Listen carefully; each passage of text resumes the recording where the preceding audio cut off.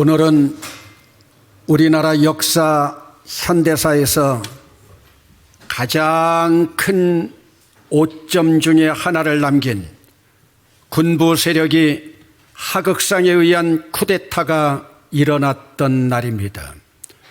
1979년 10월 26일 대통령 박정희가 암살된 뒤에 합동수사부장을 맡고 있던 보안사령관 전두환이 육군참모총장이자 계엄사령관 정승화를 체포하기 위해서 유학성, 황영시, 차규현, 노태우 등과 모의해서 12월 12일 오늘을 거사일로 정하고 박준병, 박희도, 최세창, 장기호 등과 사전 접촉함으로 뜻을 정한 후 보안사와 헌병대 산하 50명의 부하들을 동원해서 총격전까지 벌여 강제로 육군참모총장 겸 계엄사령관이었던 정승화를 체포한 날입니다. 벌써 42년이 되었습니다. 그러면 육군참모총장 공관과 육군본부가 그렇게 허술했냐고 질문할 겁니다.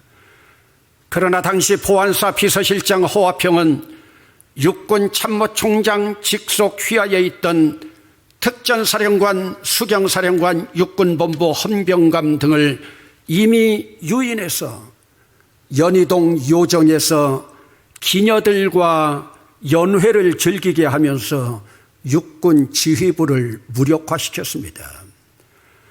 이와 같은 일련의 사태 진전, 당시 국군 최고 통수권자인 대통령 최규하의 제가 없이 이루어진 일입니다.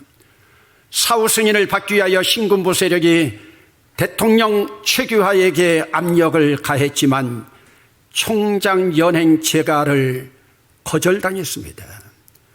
이에 신군부 세력은 국방장관이던 노재현을 체포 압박해서 그를 통해서 대통령이 총장 연행을 재각해 하기 위해서 강제했습니다. 그 이후 신군부 세력이 5공화국의 중심 세력으로 등장했습니다.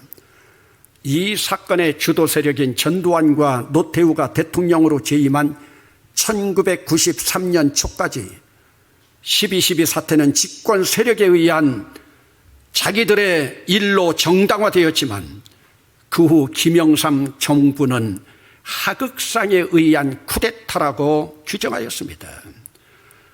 사실 신군부 세력에 의한 5공화국 태어나지 말았어야 할 정권입니다.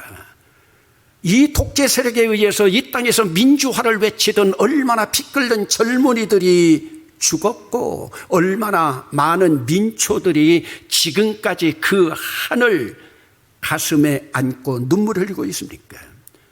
그러기에 사람은 자기 밥그릇의 크기가 얼마인가를 아는 것이 성숙한 사람입니다. 자기 밥그릇은 간장종지만한데 거기에다가 대접에 들어갈 만한 국을 받으려는 욕심을 부리니 결국 다른 사람 목까지 빼앗다가 결국은 자기 것까지 다 빼앗깁니다. 여러분, 차라리 반짝반짝 빛나는 별을 달고 장군으로 예편했으면 국립묘지 장군 묘역이라도 안장이 되죠. 여러분, 노태우 죽어서도 국립묘지에 안장하지 못하고 파주 동화경모공원에 안장되었고 전두환 아직도 묘지를 찾지 못해서 하관도 못하고 있는 실정 아닙니까? 그러면 여러분, 제5공화국의 군부 세력에 의해서 일사불란하게 그렇게 탄생할 수 있었던 특성이 무엇입니까? 1963년 전두환, 정호용, 노태우, 김복동 등 육사 11기생들의 주도로 비밀리에 결성되었던 하나회라고 하는 군내 사조직 때문입니다. 이후에는 육군사관학교 각 기수를 내려오면서 주로 경상도 출신 장교들을 대상으로 3, 4명씩 회원을 계속 모집하였습니다. 그러다가 1979년 육사 11기 12기생을 중심으로 12.12 쿠데타 그 반란을 주도했고 광주 항쟁의 탄압도 지휘했습니다.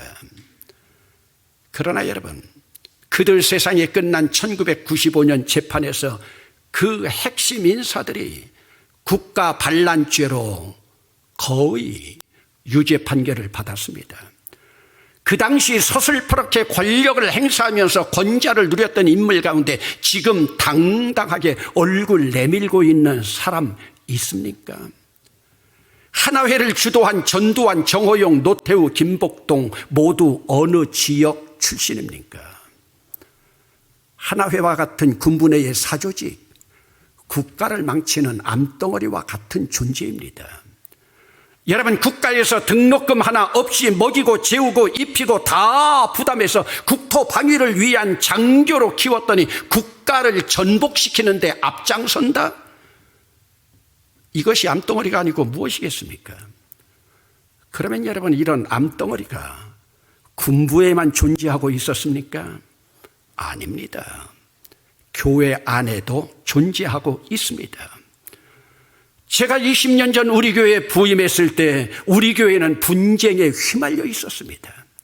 우리 교회 분쟁이 얼마나 뿌리 깊이 박혀 있었는지 전국 교회가 다 알 정도고, 제가 다니고 있던 신학교에서도 우리 교회 문제가 논의될 정도로 심각했습니다. 오죽하면 제가 대본교회에 부임한다고 하니까 분쟁의 소용돌이 속으로 왜 들어가냐고 신학교 제 은사들이 거의 다 말렸습니다.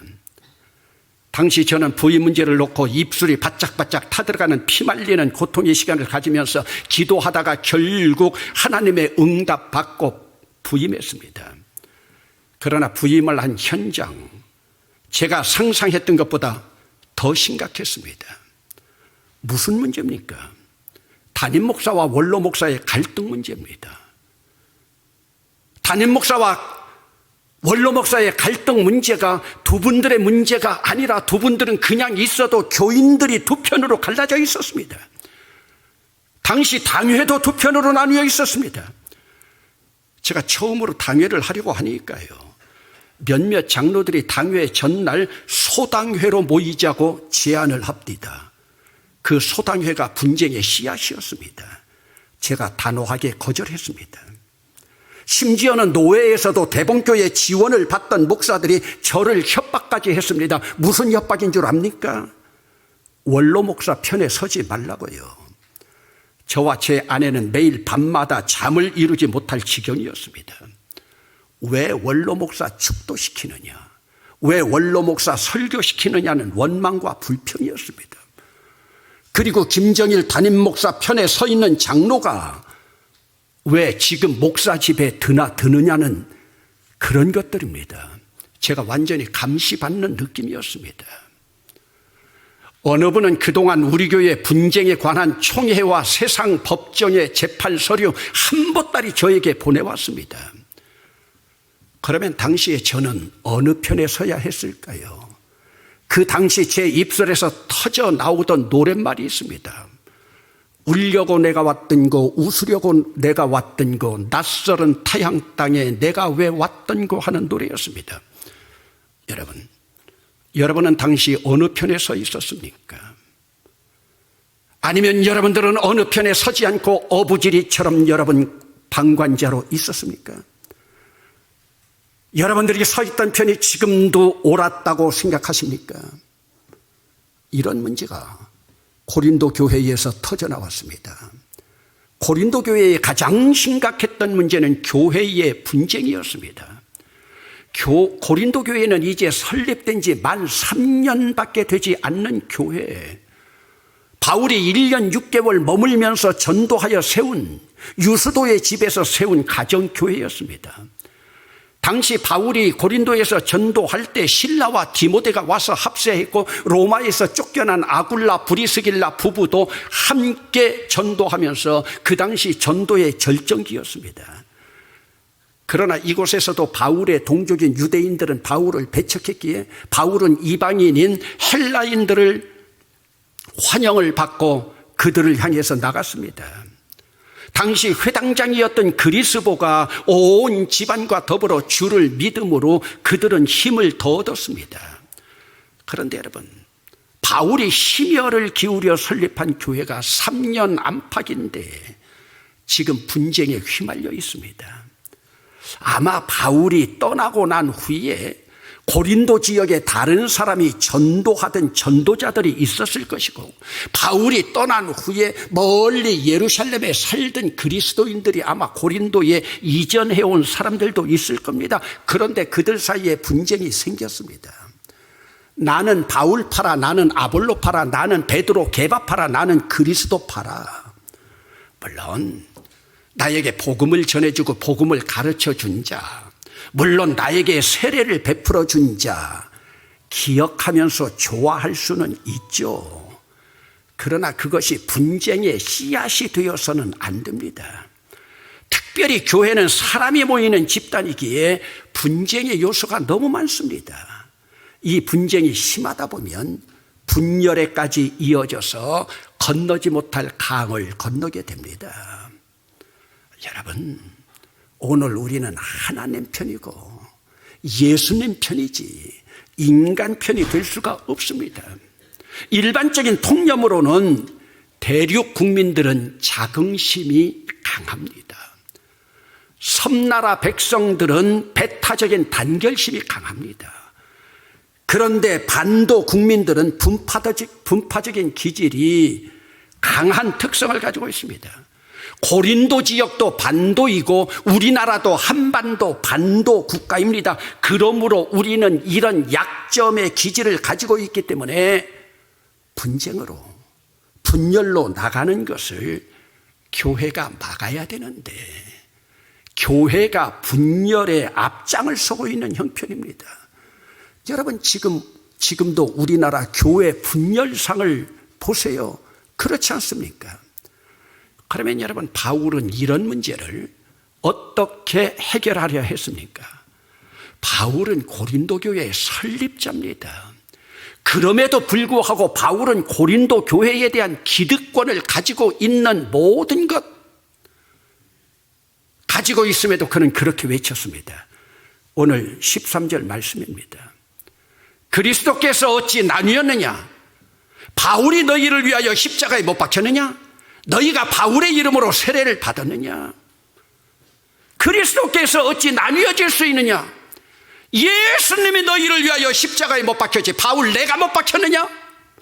너희가 성부와 성자와 성령의 이름으로 세례를 받았지 내 이름으로 세례를 받았느냐? 여러분, 바울은 이런 역설적인 호소로 교회 앞에서도 자신을 완전히 배제시킵니다. 여러분, 만약 바울이 큰 그릇이 되지 못했고 쫄장부 같은 작은 그릇이었다면 뭐라고 외쳤을까요? 고린도 교회 설립을 누가 했느냐?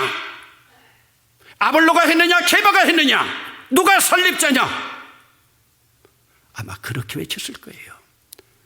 내가 교회 설립할 때 아볼로 어디 있었느냐? 게바 어디 있었느냐? 그러나 사도 바울은 자기를 완전히 배제하고 나를 통해서 하나님께서 설립하신 것이지, 나를 통해서 성령님이 설립하신 것이지 자기를 드러내지 않고 있습니다. 여러분, 사실 아볼로나 게바도 억울하기는 마찬가지입니다. 아볼로와 게바가 지금 고린도에 있는 것도 아닙니다. 그러면서 자기에게 복음을 전도해주고 세례 준 자를 생각하면서 바울보다 더 위에 띄우는 것입니다.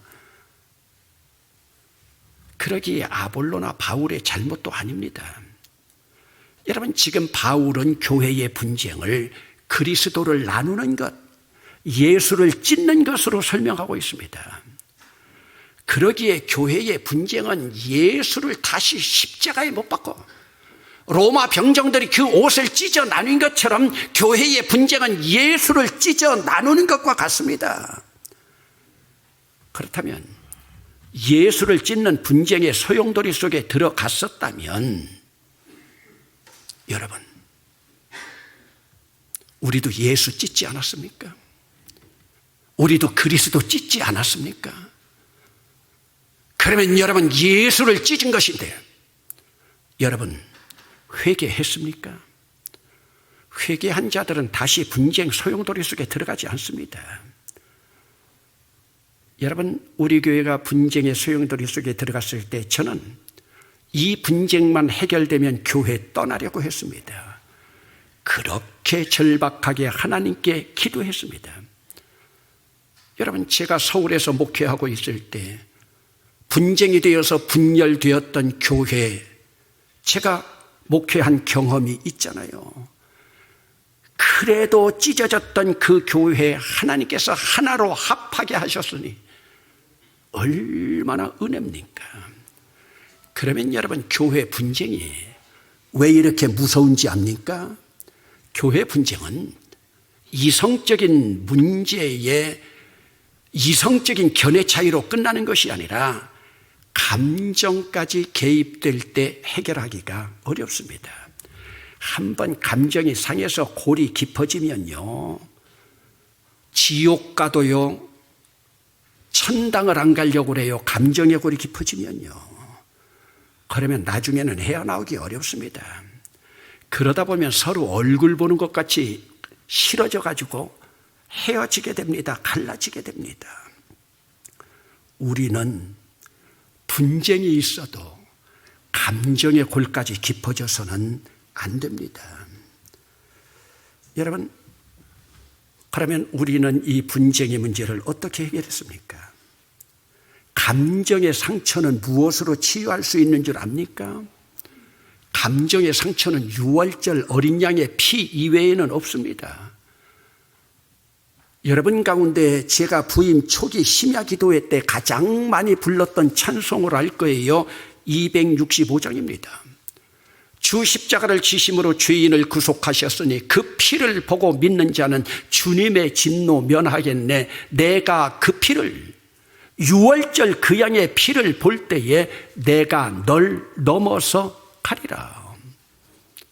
여러분, 지금은 교회의 원로가 되셨고 은퇴도 하셨고 어떤 분은 천국에 가 계시기도 하지만 그때부터 장로들이 먼저 회개하고 화해하는 분위기가 역력했습니다. 한 번은 돌아가신 장로님이 제게 찾아와서 이런 말씀합니다. 자기보다 훨씬 연배인 선배 장로가 자기를 찾아와서 무릎 꿇고 잘못했다고 용서해달라고요. 사실은 보니까 후배인 자기가 더 잘못했는데 선배 장로님이 와서 무릎 꿇고 용서해달라는 말을 듣고 자기도 회개하고 다른 분 앞에 가서 무릎 꿇었다고 그러더라고요. 얼마나 그 말씀 듣고 감사했는지 모릅니다.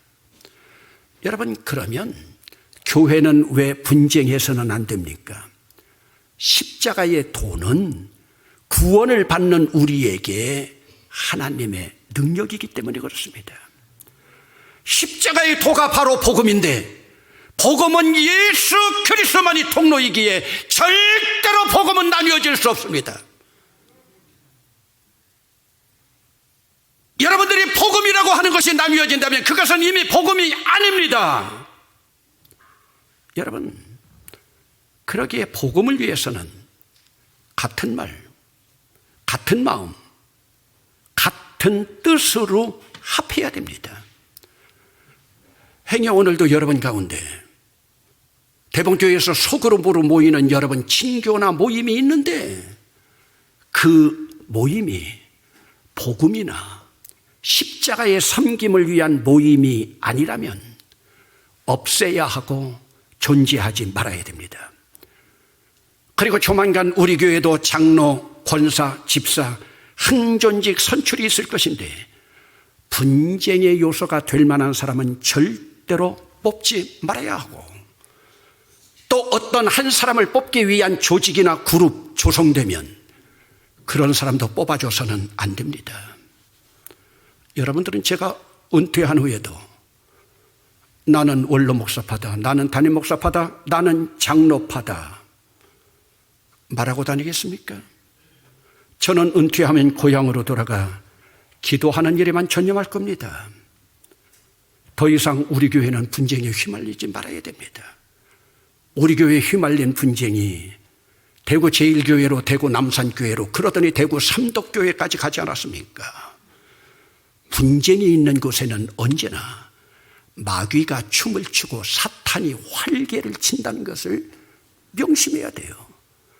그러므로 분쟁이 있는 그곳에는 마귀와 사탄의 꼭두각시들만 있을 뿐입니다. 여러분, 제 고향에는 육군 대령으로 전역한 별을 달지 못한 천대령이라고 하는 제 친구 아버지가 있습니다.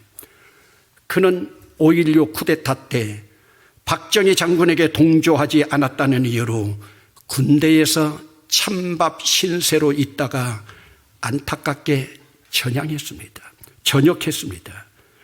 또 제 고향에는 12.12 사태 때 24단장으로 있으면서 광주 학살을 지원했던 하나회 소속 장군이 있습니다.